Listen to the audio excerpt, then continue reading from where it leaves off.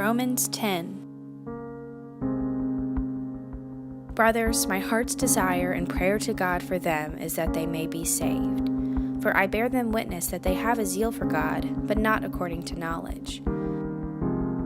For being ignorant of the righteousness of God and seeking to establish their own, they did not submit to God's righteousness. For Christ is the end of the law for righteousness to everyone who believes.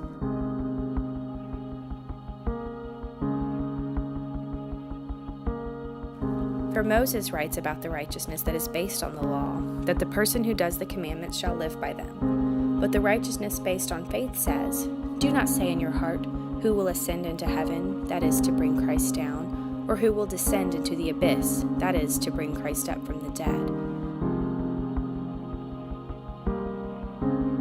But what does it say? The word is near you, in your mouth and in your heart. That is the word of faith that we proclaim.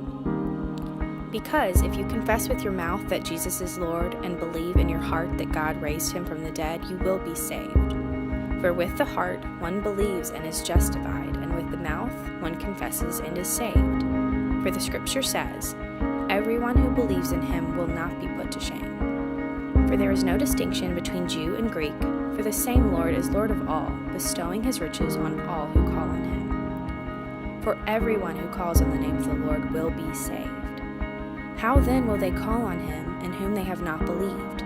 And how are they to believe in him of whom they have never heard? And how are they to hear without someone preaching? And how are they to preach unless they are sent? As it is written, how beautiful are the feet of those who preach the good news. But they have not all obeyed the gospel. For Isaiah says, "Lord, who has believed what he has heard from us?" So faith comes from hearing, and hearing through the word of Christ. But I ask, have they not heard? Indeed they have, for their voice has gone out to all the earth, and their words to the end of the world. But I ask, did Israel not understand? First Moses says, "I will make you jealous of those who are not a nation. With a foolish nation I will make you angry." Then Isaiah is so bold as to say, "I have been found by those who did not seek me. I have shown myself to those who did not ask for me." But of Israel he says, "All day long I have held out my hands to a disobedient and contrary people."